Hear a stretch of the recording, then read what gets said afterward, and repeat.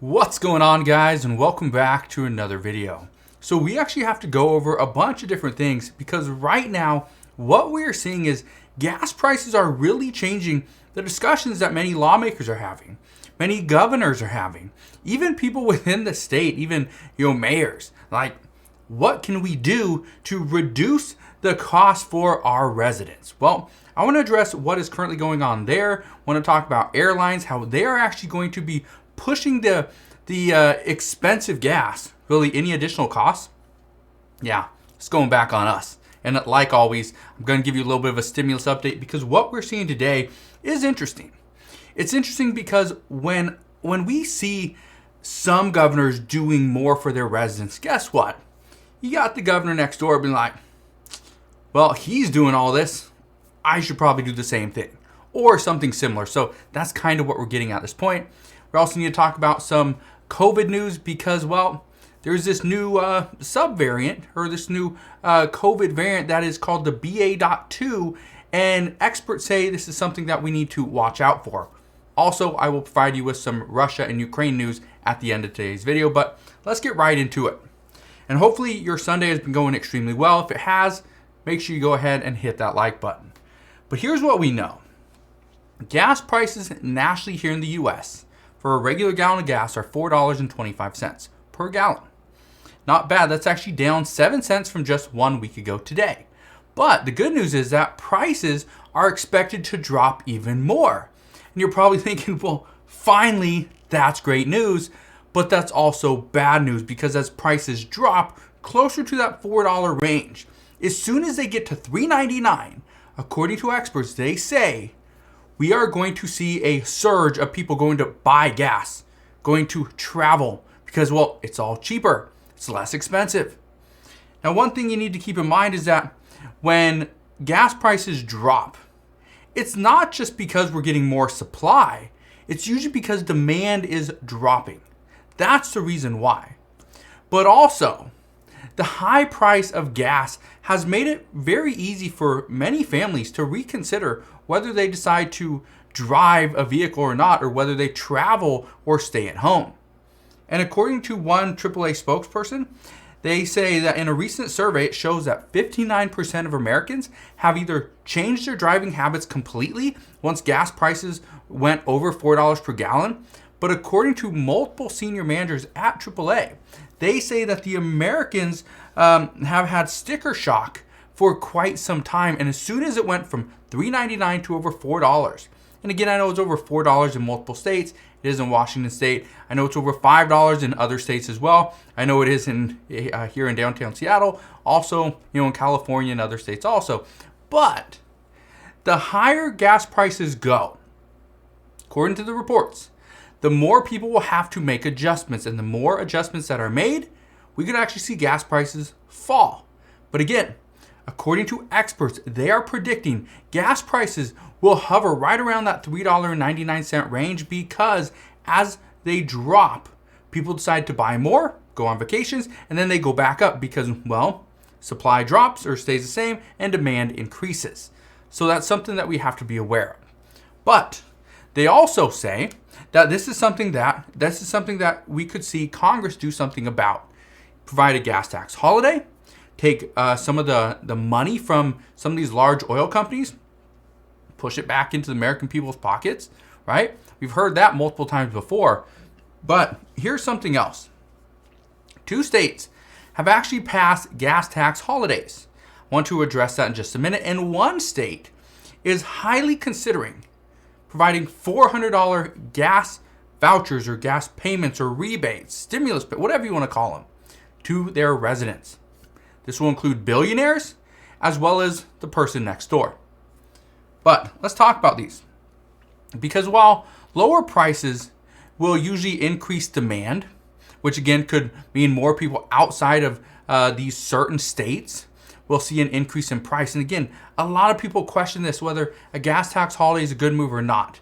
According to a few experts, they say if the federal government did a gas tax holiday, that would be a good move because that would actually lower prices for everybody.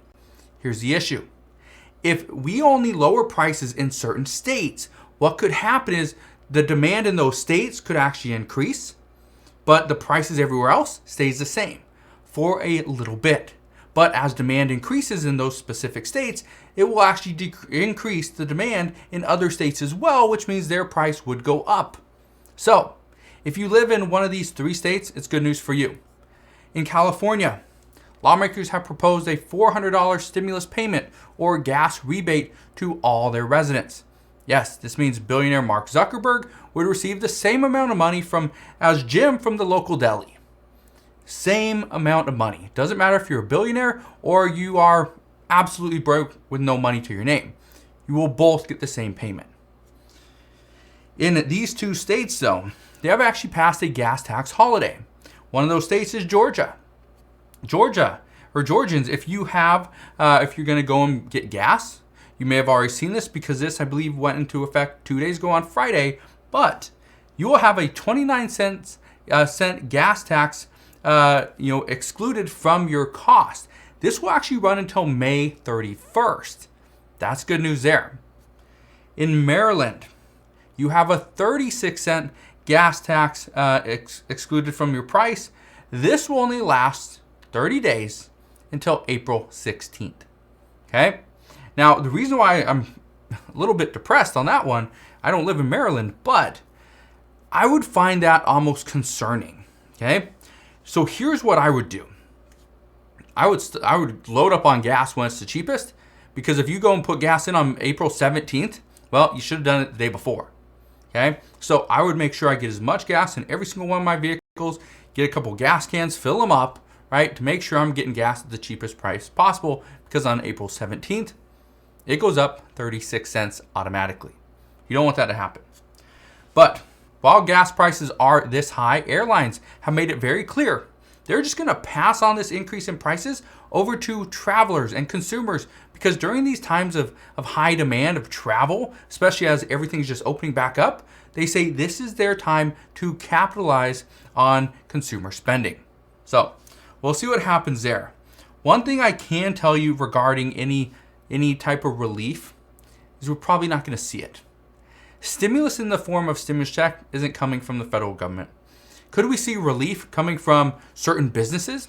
Yes, we could. As if businesses really want to see the American consumers spend money throughout the entire economy as opposed to just in certain areas. So we'll see what happens, but as I know more, I promise I will share all latest news and updates. Let's get into the health news for today regarding COVID, because health experts in the US are saying that they are predicting another uptick in COVID cases due to the new BA.2 variant. That's what they're saying. And according to health experts, they say that BA.2 is about 50 to 60% more transmissible than Omicron. But good news here is it doesn't seem to be any more severe. And as of right now, according to experts here in the US, they say 25 to 30% of new cases in the US are BA.2. Now, even though experts say we will likely see increases in cases, they also say that this shouldn't change the way the US has really handled COVID. And this won't change the US's course of how they've already kind of dealt with it over the past couple of weeks, right? So this appears to be good news, because not the increased cases, but the cases that we are going to have and how the US is handling it. They say that's good news because we're not going to deviate. We're not going to change course at this moment. So that's good news there. Now let's get into some Russia and Ukraine news, because there's a lot of stuff coming out over the past couple of days. But here's what I can tell you. Just today, negotiations between Russia and Ukraine, according to one US ambassador, she says that they seem to be very one-sided. She also says that Russia has not made any good faith efforts to end the conflicts in Ukraine through negotiations. But currently, reports are indicating that more than 10 million Ukrainians have actually fled from their homes and will likely either not return for quite some time, which we don't know how long that would be, or some say if ever. Here's the reason why this is so important. If you have 10 million people just flee, right, from a certain country or from their home, if their home is not there, it's just rubble, right? It's on fire. It's just collapsed, whatever. The likelihood of people staying there to rebuild is small, especially when there's always going to be that concern that Russia did this, they could do it again. Now, Russia has demands. And one of the demands that they said today was they want Ukraine to surrender the Ukrainian port of Mariupol. Now, it's because of this demand that Russia is almost going above and beyond to prevent Ukrainian citizens from fighting for their country. Because here's what's happening. They're simply rounding up Mariupol residents, taking them to Russian territory, and really we don't know what's going on with them once they are there. But the reports from this past week are saying that more than a few thousand residents from Mariupol have been removed and taken to Russian territory. Now that's scary, because it's one thing to stay in a city and fight for your country.